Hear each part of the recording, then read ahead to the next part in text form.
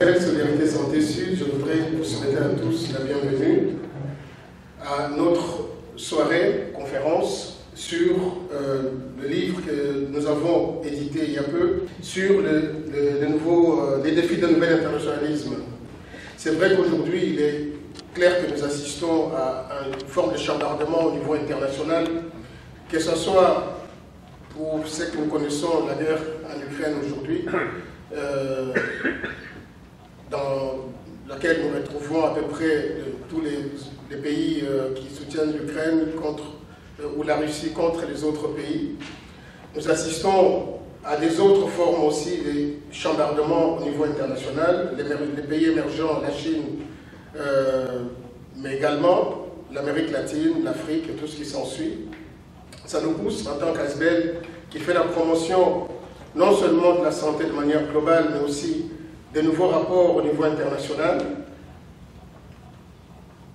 des réflexions sur finalement comment nous voyons demain dans les rapports internationaux, dans ce que nous faisons au niveau international. Un autre élément que je voudrais aborder, c'est pas seulement dans l'actualité, c'est aussi tout ce côté environnemental qui vient aussi chambouler notre quotidien aujourd'hui. Et donc on se demande où est-ce qu'on va. Il est clair que les modèles que nous avons connus sont mis à mal, en tout cas sont en train de se transformer. Et donc on se pose dès lors la question de savoir comment est-ce que nous pouvons les envisager demain. Ariane Esten, présidente du MONC, qui s'excuse aujourd'hui, dit que, en tout cas, les nouveaux rapports qu'on peut établir au niveau international doivent être empreints d'égalité entre les gens, ce qui n'a pas été le cas depuis fort bien longtemps. Nous avons ce soir l'honneur d'accueillir les auteurs du bouquin,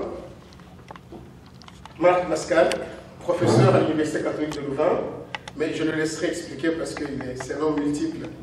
Et un autre multiple à ma droite, c'est Luc Dessoulier aussi, qui a été longtemps directeur de l'ASBL Solidarité Santé Sud, mais qui a aussi eu d'autres responsabilités qui continuent à s'améliorer. Je viens d'excuser Ariane Esten, qui est la présidente nationale du mouvement ouvrier chrétien, et qui aurait voulu être parmi nous ce soir et qui a écrit la préface. En fait, on peut dire qu'elle est un peu l'élément déclencheur de l'écriture de ce bouquin. Parce que c'est lors d'une conversation avec elle, que j'ai eue il y a, je crois, à peu près 3-4 ans, comme déjà, où elle se posait des questions sur ce qui se faisait dans l'ONG du MOC, Solidarité Mondiale, j'ai lu Ferreira et du travail. Il se posait des questions, et des questions que je partageais aussi.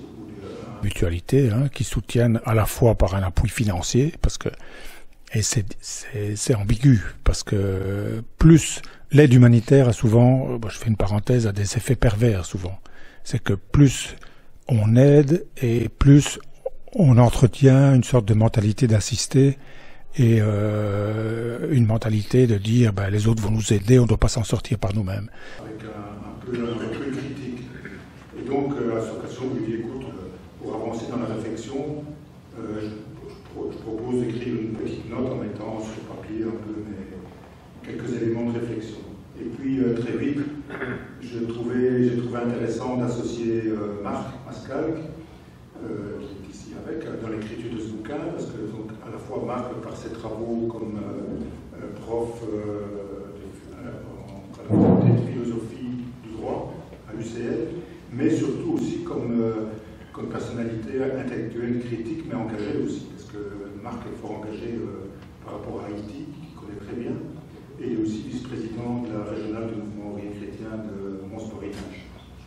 Et donc il était d'accord tout de suite, et puis on a dit on y va, et on va écrire cette note ensemble. Alors pourquoi cette invitation à réfléchir, et qui se traduit dans ce texte? Je dirais, donc j'ai fait cette introduction aussi pour bien situer l'origine du texte. C'est une demande de réflexion posée à l'intérieur du mouvement ouvrier chrétien en l'occurrence. Mais elle vient aussi de par l'expérience qu'on a pu avoir à travers les pratiques de développement de mutuelles de santé qu'on a menées aux mutualités chrétiennes, à travers l'expérience qu'on a développée avec Solidarité Santé Sud en 2010, et ce qu'on a fait concrètement au Congo, pour en reparler. Et donc c'est aussi par rapport à tout ce cheminement qui nous semblait intéressant à un moment donné de revenir, de se poser et d'essayer de poser les bonnes questions par rapport à ce qui est en jeu et ce qui a été mis en œuvre. Le premier élément, et c'est le plus important, peut-être, et qui nous occupe ici, le point de départ, c'est que je crois qu'on doit se rendre compte qu'en dépit des luttes qui sont menées dans les pays du Sud, et elles sont nombreuses, elles sont intenses, et elles se passent dans des conditions extrêmement difficiles, dont on imagine mal la dangerosité pour ceux qui les conduisent. Il y a des conditions dans lesquelles qu'on ne peut pas imaginer, dans lesquelles on aurait du mal, nous, d'évoluer. Malgré ces luttes qui sont nombreuses, intenses, et malgré des décennies de coopération au développement, de subventions, etc., on peut dire quand même que dans une majorité de pays du Sud, les populations qui vivent aux marges du système mondial ne voient pas leur situation s'améliorer dans un horizon raisonnable. Et ça doit quand même poser question. On ne peut pas simplement dire on s'investit, et en général on le fait dans les ONG, dans nos organisations avec beaucoup de générosité, mais il y a quand même une exigence de se poser la question sur de la pertinence et de l'efficacité réelle de ce qu'on fait pour les populations avec qui on prétend travailler. Ça, c'est un premier point de départ. Donc c'est ça qui finalement nous a motivés à écrire ces réflexions. Deuxième élément qu'il faut bien prendre en compte, Mathieu l'a évoqué ici, c'est que on est tous à peu près ici dans la salle, on a été ou on est encore des acteurs engagés dans des associations, dans des organisations mutualistes ou syndicales, etc. ici en Belgique. Et c'est vrai que notre première responsabilité, c'est d'agir et de changer les choses là où on vit, donc ici. Mais on doit quand même aussi prendre en compte le fait que le monde n'est pas une simple juxtaposition d'États. Il y a un système mondial globalisé et qu'il faut pouvoir prendre en compte, y compris pour l'efficacité des actions qu'on mène chez nous. C'est clair qu'il y a des choses qui ne peuvent pas réussir non plus chez nous si on ne prend pas en compte des éléments notamment de l'économie mondiale, des rapports interétatiques, etc., qui pèsent aussi sur nos réalités.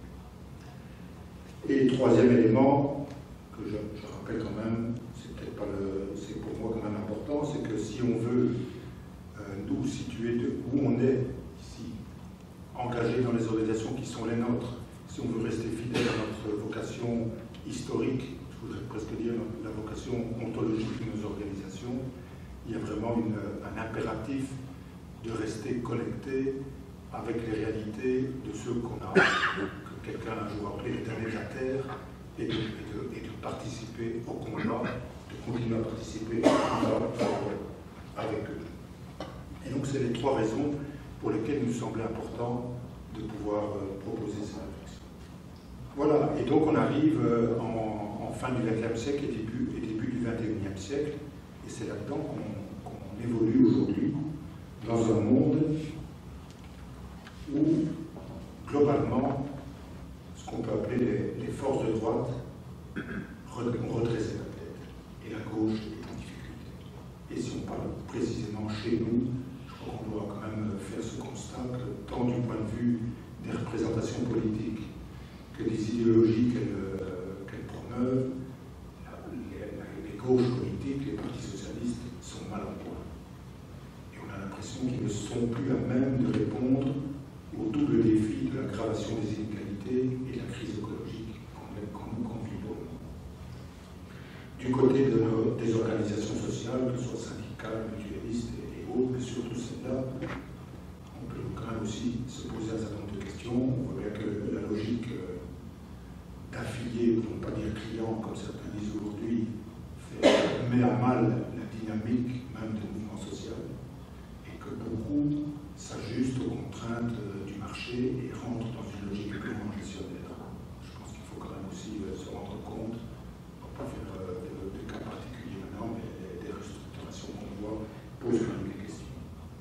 Et donc aujourd'hui on a l'impression que la rationalité marchande s'est étendue à toutes les sphères de la vie, y compris dans les aspects culturels, spirituels, même dans ce qui peut être le plus plus intime de la vie des gens, c'est la rationalité marchande qui l'emporte, que ce soit chez nous, mais de plus en plus aussi à l'échelle internationale et mondiale. Et donc le meilleur de nos cultures européennes a déjà été largement sapé, et aujourd'hui cette culture mortifère du capitalisme est en train aussi de s'attaquer à des cultures ambiguës comme toute culture, mais riches des pays du Sud, que ce soit en Amérique latine, en Asie ou en Afrique. Et donc ça c'est un contexte qui est quand même inquiétant, hein, sans compter les montées des risques de guerre, de nationalisme. On voit bien que chez nous, le corollaire de cet affaiblissement de la gauche, c'est une montée de droite de plus en plus dure. On voit bien qu'une des conséquences il y a quand même une crise, le retour de l'austérité, qui s'est aussi marquée de façon particulière pendant tout un temps par des délocalisations, fait en sorte que les classes moyennes, essentiellement blanches, chez nous et aux États-Unis, ont l'impression de perdre tout ce qu'elles avaient. Et elles sont tentées par des replis politiques très rétrogrades, protectionnistes et quand même dangereux en termes de vision politique. Vous voyez un peu qui sont les masses américaines qui soutiennent Trump. C'est quand même essentiellement évidemment aussi des hyper riches, mais c'est essentiellement des classes moyennes blanches. Et même chez nous, on doit avoir l'honnêteté de reconnaître que nos classes populaires aujourd'hui sont quand même largement, comment je veux dire, anesthésiées par le mode de vie et de consommation effrénée. Et on a le sentiment que ce dont on bénéficie aujourd'hui est le seul produit de notre travail, de nos luttes, voire d'une certaine supériorité occidentale, on y reviendra, sans jamais prendre en compte, et c'est au fond l'échange inégal qui est inhérent au mode de production capitaliste, qui est la cause première des fractures entre le Nord et le Sud. Parce que ce capitalisme, pour résumer, pour moi, c'est essentiellement l'accumulation illimitée du capital. Accumuler pour accumuler, accumuler pour accumuler. Donc c'est aussi le but, et ça le but de la croissance éternelle. Et par rapport à cette logique d'accumulation, le capitalisme est traversé par deux contradictions. La première, qui était mise bien au clair, bien étayée, bien démontrée par Marx, c'est la contradiction capital-travail, où l'accumulation du capital se fait sur l'extorsion de la plus-value du travail, de la force de travail. La deuxième contradiction, qui est sûrement aussi importante, si pas plus aujourd'hui, c'est la contradiction qui existe entre les pays de ce que un certain nombre d'économistes ou de penseurs ont appelé les pays des centres du capitalisme et les pays des périphéries. Et les pays des centres, c'est les pays riches, c'est les pays occidentaux, avec des États solides, forts, dans lesquels d'ailleurs sont localisées toutes les multinationales, tous les oligopoles. Et les périphéries, en général, par la force des choses, des États assez faibles, et ne sont pas capables de mettre en place un développement économique qui va générer une accumulation du capital chez elles. Et donc l'échange est inégal dans quel sens? C'est que toutes les productions à haute valeur ajoutée, les productions de pointe se font chez nous, contrôlées par les multinationales du Nord, et toute l'économie des minerais, etc., se fait dans les pays du Sud, mais qui sont dans des conditions telles qu'elles sont obligées de vendre à bas prix et d'acheter finalement les produits finis à un prix élevé. C'est ça le mécanisme de l'échange inégal. Et donc dans un contexte pareil, l'appauvrissement des uns, l'accumulation des uns ne peut pas se faire sans la dépossession du second. Et c'est ça qu'il faut quand même comprendre, qui est au cœur du système mondial. Voilà, donc maintenant après avoir dressé un peu ce panorama général, on va essayer de rentrer, et je vais laisser la parole à Marc, plus précisément dans l'historique des formes de solidarité internationale et de coopération, comme elles se sont posées au XXe siècle, et les enjeux qui sont les nôtres aujourd'hui. Que tous les gens qui, d'une manière ou d'une autre, sont exploités par les structures du travail où qu'ils habitent. que ce soit en Belgique, que ce soit en Afrique, que ce soit en Amérique latine, c'était de dire, mais solidarisez-vous parce que de toute façon, on vous exploite. Et cette exploitation, elle ne vous profite pas, elle ne profite pas à vos enfants, et en plus, elle détruit le milieu social dans lequel vous êtes. Donc, essayons de créer une sorte de solidarité entre les différentes situations et les différents pays. Est-ce qu'on peut encore construire aujourd'hui une solidarité? Quelles seraient les conditions pour y arriver? Je vous rappelle quelques petits éléments qu'on a déjà oubliés parce qu'on s'est étonné peut-être un tout petit peu d'une certaine capacité de solidarité à l'égard des Blancs ukrainiens qui venaient chez nous. C'était tellement plus facile d'accueillir des Blancs ukrainiens orthodoxes que d'accueillir des Syriens ou des Afghans à la frontière polonaise.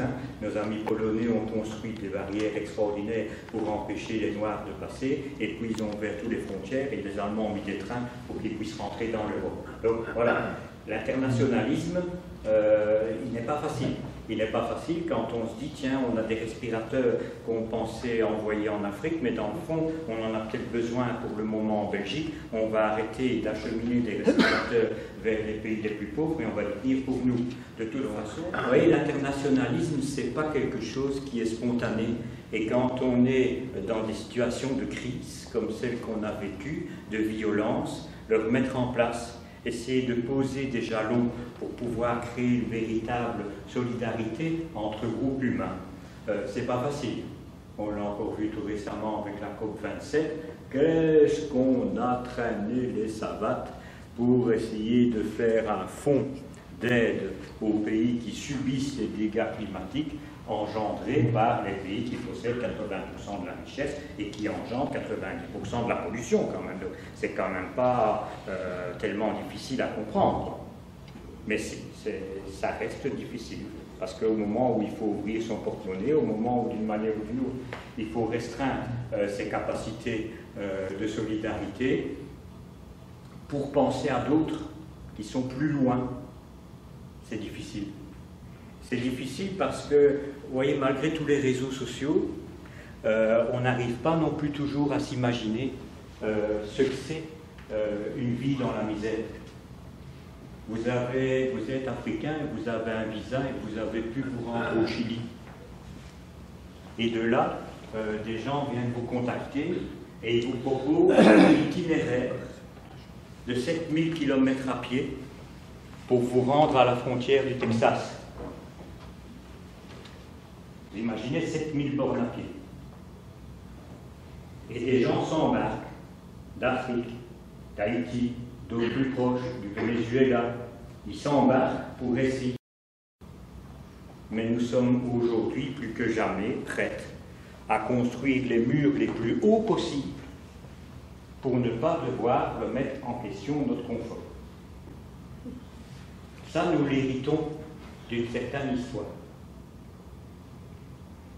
Nous avons essayé pendant des années, je vais vous faire un petit brossage de notre capitale d'erreur des 70 dernières années, de Bandung jusqu'à la COP27. La première grande solidarité qu'on a essayé de créer, c'est autour du développement économique. L'idée que d'une certaine façon, notre modèle est tellement solide et intéressant que de toute manière, il faut aider les sociétés à s'industrialiser, à créer les conditions d'une croissance, parce qu'avec les conditions de la croissance et grâce à l'industrialisation, on créera une classe moyenne et progressivement, il y aura une redistribution qui permettra aux classes même les plus défavorisées de vivre plus à l'aise. Donc pendant des années, nous avons, et quand je dis nous, c'est ça qui est un petit peu la chose qui peut faire souffrir quand on regarde rétrospectivement. Je dirais comme mouvement de gauche, on n'est jamais parvenu vraiment à se démarquer de ce qui était l'idéologie dominante dans les rapports nord-sud. Et pour ça, il y a une bonne raison.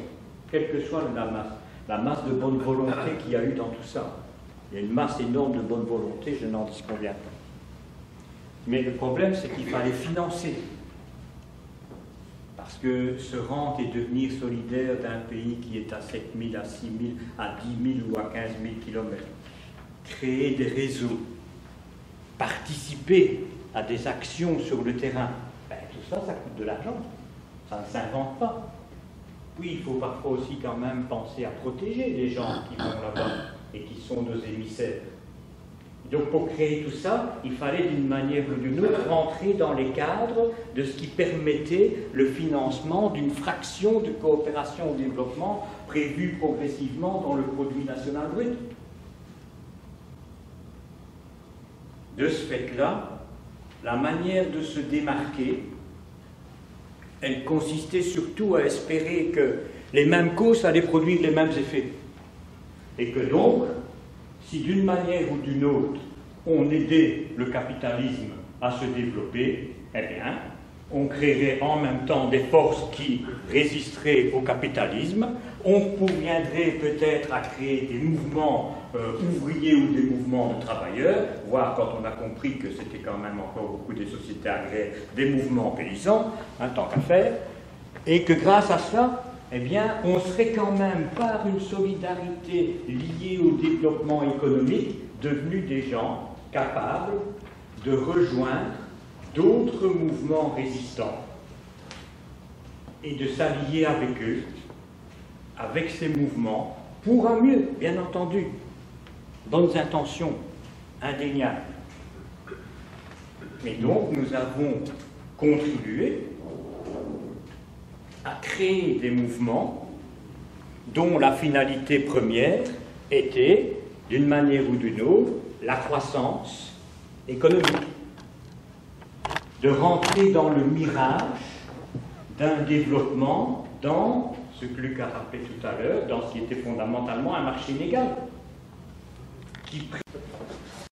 Voilà, bonjour Marc, en tant que philosophe, comment ça se fait que tu as accepté de travailler avec Luc sur ce thème qui est vraiment important? C'est à la fois pour des raisons personnelles et pour des raisons liées au mouvement ouvrier chrétien. Une des questions qui se posait, c'était de revisiter les conditions de la solidarité internationale, notamment dans les groupes qui se consacrent aux relations internationales. Et on se rendait bien compte que la crise Covid, les crises que nous traversons actuellement, il faut qu'aujourd'hui, le modèle traditionnel de solidarité, un peu remis en question, s'épuise. On a parfois l'impression de faire du tourisme social en allant visiter des situations qui sont très différentes des nôtres, et on n'est pas toujours sûr à terme de l'efficacité des processus que nous accompagnons. Et donc ça, c'était vraiment la question liée au mouvement. Et personnellement, c'est un petit peu ma propre histoire avec Haïti, les engagements au niveau de la solidarité internationale, puis sur les questions décoloniales, je me suis dit, je peux quand même apporter un petit quelque chose, en sachant que Luc, lui, avait la partie plus d'expérience en Afrique, et moi, ma partie dans la Caraïbe et l'Amérique latine. Solidarité Santé Sud, je voudrais vous souhaiter à tous la bienvenue à notre soirée, conférence sur le livre que nous avons édité il y a peu sur les défis d'un nouvel internationalisme. C'est vrai qu'aujourd'hui, il est clair que nous assistons à une forme de chambardement au niveau international, que ce soit pour ce que nous connaissons, la guerre en Ukraine aujourd'hui, dans laquelle nous retrouvons à peu près tous les pays qui soutiennent l'Ukraine ou la Russie contre les autres pays. Nous assistons à des autres formes aussi, des chambardements au niveau international, les pays émergents, la Chine, mais également l'Amérique latine, l'Afrique et tout ce qui s'ensuit. Ça nous pousse en tant qu'ASBEL qui fait la promotion non seulement de la santé de manière globale, mais aussi des nouveaux rapports au niveau international,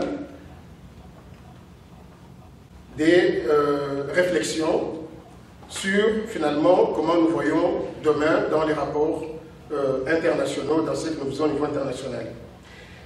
Un autre élément que je voudrais aborder, c'est pas seulement dans l'actualité, c'est aussi tout ce côté environnemental qui vient aussi chambouler notre quotidien aujourd'hui. Et donc on se demande où est-ce qu'on va. Il est clair que les modèles que nous avons connus sont mis à mal, en tout cas sont en train de se transformer. Et donc on se pose dès lors la question de savoir comment est-ce que nous pouvons les envisager demain. Ariane Esten, présidente du MOC, qui s'excuse aujourd'hui, dit que, en tout cas, les nouveaux rapports qu'on peut établir au niveau international doivent être empreints d'égalité entre les gens, ce qui n'a pas été le cas depuis fort bien longtemps. Nous avons ce soir l'honneur d'accueillir les auteurs du bouquin, Marc Mascal, professeur à l'Université catholique de Louvain, mais je le laisserai expliquer parce que c'est un homme multiple. Et un autre multiple à ma droite, c'est Luc Dessoulier aussi, qui a été longtemps directeur de l'ASBEL Solidarité Santé Sud, mais qui a aussi eu d'autres responsabilités qui continuent à s'améliorer. Je vais excuser Ariane Esten, qui est la présidente nationale du mouvement ouvrier chrétien, et qui aurait voulu être parmi nous ce soir et qui a écrit la préface. En fait, on peut dire qu'elle est un peu l'élément déclencheur de l'écriture de ce bouquin. Parce que c'est lors d'une conversation avec elle, que j'ai eue il y a, je crois, à peu près 3-4 ans, comme déjà, où elle se posait des questions sur ce qui se faisait dans l'ONG du MOC, Solidarité Mondiale, j'ai lu Ferreira et du travail, qui se posait des questions, et des questions que je partageais aussi. Mutualité, qui soutiennent à la fois par un appui financier, parce que c'est ambigu, parce que plus l'aide humanitaire a souvent, je fais une parenthèse, a des effets pervers souvent. C'est que plus on aide et plus on entretient une sorte de mentalité d'assister et une mentalité de dire les autres vont nous aider, on ne doit pas s'en sortir par nous-mêmes. Et en même temps, les gens sont tellement pauvres que s'il n'y a pas un soutien financier extérieur pour démarrer des choses, on ne sait rien comment. Qui soutiennent à la fois par un appui financier, parce que c'est ambigu, parce que plus l'aide humanitaire a souvent, je fais une parenthèse, a des effets pervers souvent. C'est que plus on aide et plus on entretient une sorte de mentalité d'assister et une mentalité de dire les autres vont nous aider, on ne doit pas s'en sortir par nous-mêmes. Et en même temps, les gens sont tellement pauvres que s'il n'y a pas un soutien financier extérieur pour démarrer des choses, on ne sait rien commencer. Avec un peu de critique. Et donc, à cette occasion, je lui dis, écoute, pour avancer dans la réflexion, je propose d'écrire une petite note en mettant sur papier un peu quelques éléments de réflexion. Et puis, très vite, j'ai trouvé intéressant d'associer Marc Mascal, qui est ici dans l'écriture de ce bouquin, parce que donc, à la fois Marc, par ses travaux comme prof à la faculté de philosophie du droit à l'UCL, mais surtout aussi comme personnalité intellectuelle, critique, mais engagée aussi, parce que Marc est fort engagé par rapport à Haïti, qu'il connaît très bien, et il est aussi vice-président de la régionale du mouvement ouvrier chrétien de Mons-Borinage. Et donc il a été d'accord tout de suite, et puis on a dit on y va, et on va écrire cette note ensemble. Alors pourquoi cette invitation à réfléchir, et qui se traduit dans ce texte? Je dirais, donc j'ai fait cette introduction aussi pour bien situer l'origine du texte. C'est une demande de réflexion posée à l'intérieur du mouvement ouvrier chrétien en l'occurrence. Mais elle vient aussi de par l'expérience qu'on a pu avoir à travers les pratiques de développement de mutuelles de santé qu'on a menées aux mutualités chrétiennes, à travers l'expérience qu'on a développée avec Solidarité Santé Sud en 2010, et ce qu'on a fait concrètement au Congo, pour en reparler. Et donc c'est aussi par rapport à tout ce cheminement qui nous semblait intéressant à un moment donné de revenir, de se poser et d'essayer de poser les bonnes questions par rapport à ce qui est en jeu et ce qui a été mis en œuvre. Le premier élément, et c'est le plus important, peut-être, et qui nous occupe ici, le point de départ, c'est que je crois qu'on doit se rendre compte qu'en dépit des luttes qui sont menées dans les pays du Sud, et elles sont nombreuses, elles sont intenses, et elles se passent dans des conditions extrêmement difficiles, dont on imagine mal la dangerosité pour ceux qui les conduisent. Il y a des conditions dans lesquelles on ne peut pas imaginer, dans lesquelles on aurait du mal, nous, d'évoluer.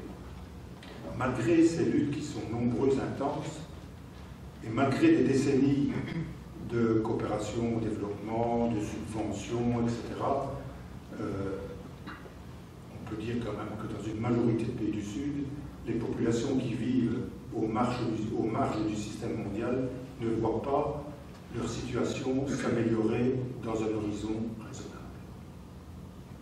Et ça doit quand même poser question. On ne peut pas simplement dire on s'investit, et en général on le fait dans les ONG, dans nos organisations avec beaucoup de générosité, mais il y a quand même une exigence de se poser la question sur de la pertinence et de l'efficacité réelle de ce qu'on fait pour les populations avec qui on prétend travailler. Ça, c'est un premier point de départ. Et donc, c'est ça qui finalement nous a motivés à écrire cette réflexion. Deuxième élément qu'il faut bien prendre en compte, Mathieu l'a évoqué ici, c'est qu'on est tous à peu près ici dans la salle, on a été ou on est encore des acteurs engagés dans des associations, dans des organisations mutualistes ou syndicales, etc., ici en Belgique. Et c'est vrai que notre première responsabilité, c'est d'agir et de changer les choses là où on vit, donc ici. Mais on doit quand même aussi prendre en compte le fait que le monde n'est pas une simple juxtaposition d'États. Il y a un système mondial globalisé et qu'il faut pouvoir prendre en compte, y compris pour l'efficacité des actions qu'on mène chez nous. C'est clair qu'il y a des choses qui ne peuvent pas réussir non plus chez nous si on ne prend pas en compte des éléments notamment de l'économie mondiale, des rapports interétatiques, etc., qui pèsent aussi sur nos réalités. Et troisième élément, que je rappelle quand même, c'est pour moi quand même important, c'est que si on veut nous situer où on est ici, engagés dans les organisations qui sont les nôtres, si on veut rester fidèle à notre vocation historique, je voudrais presque dire la vocation ontologique de nos organisations, il y a vraiment un impératif de rester connecté avec les réalités de ceux qu'on a, que quelqu'un un jour appelé les damnés de la terre, et de participer au combat, de continuer à participer au combat avec eux. Et donc c'est les trois raisons pour lesquelles il nous semblait important de pouvoir proposer cette réflexion. Voilà, et donc on arrive en fin du XXe siècle et début du XXIe siècle, et c'est là-dedans qu'on évolue aujourd'hui, dans un monde où, globalement, ce qu'on peut appeler les forces de droite ont redressé la tête, et la gauche est en difficulté. Et si on parle précisément chez nous, je crois qu'on doit quand même faire ce constat que, tant du point de vue des représentations politiques que des idéologies qu'elles promeuvent, les gauches politiques, les partis socialistes sont mal en point. Et on a l'impression qu'ils ne sont plus à même de répondre au double défi de l'aggravation des inégalités et de la crise écologique qu'on vit pour le moment. Du côté des organisations sociales, que ce soit syndicales, mutualistes et autres, mais surtout celles-là, on peut quand même aussi se poser un certain nombre de questions. On voit bien que la logique d'affiliés, pour ne pas dire clients, comme certains disent aujourd'hui, met à mal la dynamique même des mouvements sociaux, et que beaucoup s'ajustent aux contraintes du marché et rentrent dans une logique purement gestionnaire. Je pense qu'il faut quand même aussi se rendre compte, on ne va pas faire de cas particuliers maintenant, mais des restructurations qu'on voit posent quand même des questions.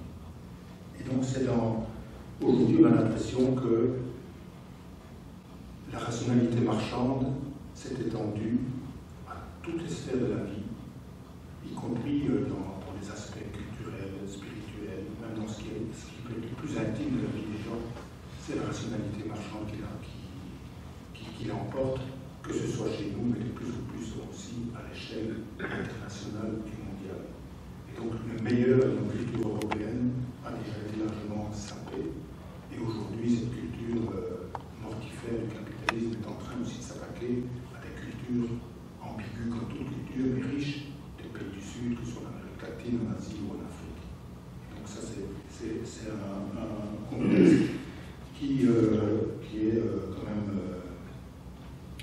inquiétant, hein, sans compter les montées des risques de guerre, de nationalisme.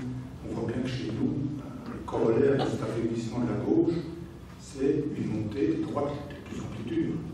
On voit bien qu'une des conséquences il y a quand même une crise de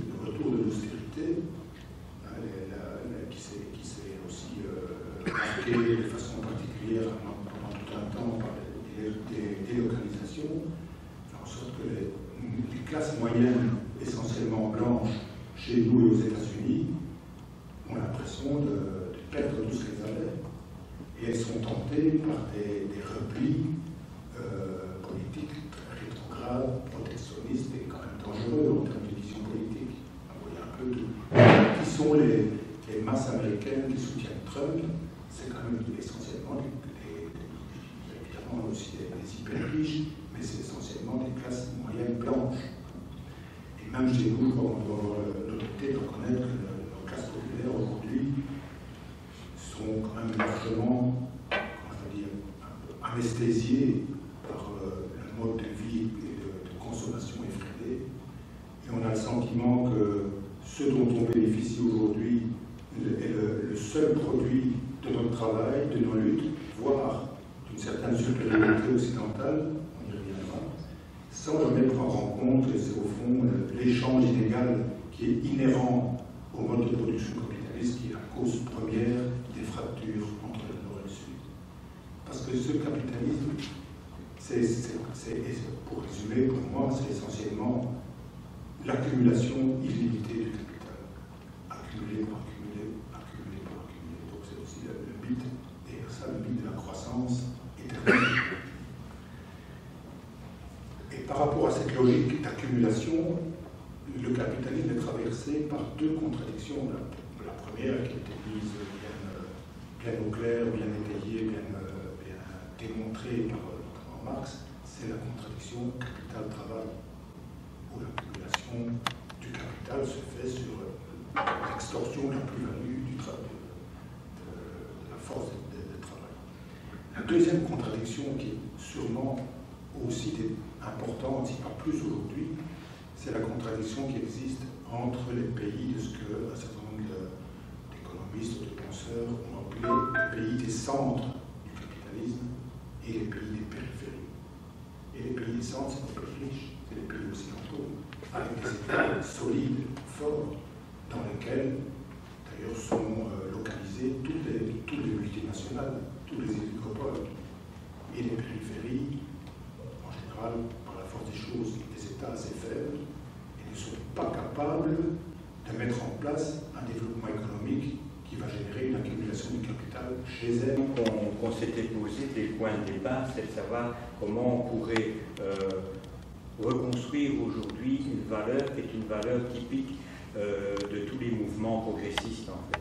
Quand on est allé chercher ce mot internationalisme, c'est parce qu'au début, l'internationalisme, c'est un appel à une solidarité entre tous les gens qui, d'une manière ou d'une autre, sont exploités par les structures du travail où qu'ils habitent, que ce soit en Belgique, que ce soit en Afrique, que ce soit en Amérique latine.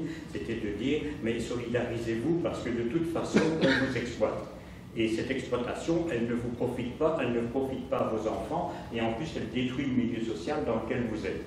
Donc, essayons de créer une sorte de solidarité entre les différentes situations et les différents pays. Est-ce qu'on peut encore construire aujourd'hui une solidarité? Quelles seraient les conditions pour y arriver? Je vous rappelle quelques petits éléments qu'on a déjà oubliés, parce qu'on s'est étonné peut-être un tout petit peu d'une certaine capacité de solidarité à l'égard des Blancs ukrainiens qui venaient chez nous. C'était tellement plus facile d'accueillir des Blancs ukrainiens orthodoxes que d'accueillir des Syriens ou des Afghans à la frontière polonaise. Nos amis polonais ont construit des barrières extraordinaires pour empêcher les Noirs de passer, et puis ils ont ouvert toutes les frontières, et les Allemands ont mis des trains pour qu'ils puissent rentrer dans l'Europe. Donc voilà, l'internationalisme, il n'est pas facile. Il n'est pas facile quand on se dit, tiens, on a des respirateurs qu'on pensait envoyer en Afrique, mais dans le fond, on en a peut-être besoin pour le moment en Belgique. On va arrêter d'acheminer des respirateurs vers les pays les plus pauvres, mais on va les tenir pour nous. De toute façon, vous voyez, l'internationalisme, ce n'est pas quelque chose qui est spontané. Et quand on est dans des situations de crise, comme celle qu'on a vécue, de violence, le remettre en place, essayer de poser des jalons pour pouvoir créer une véritable solidarité entre groupes humains. C'est pas facile.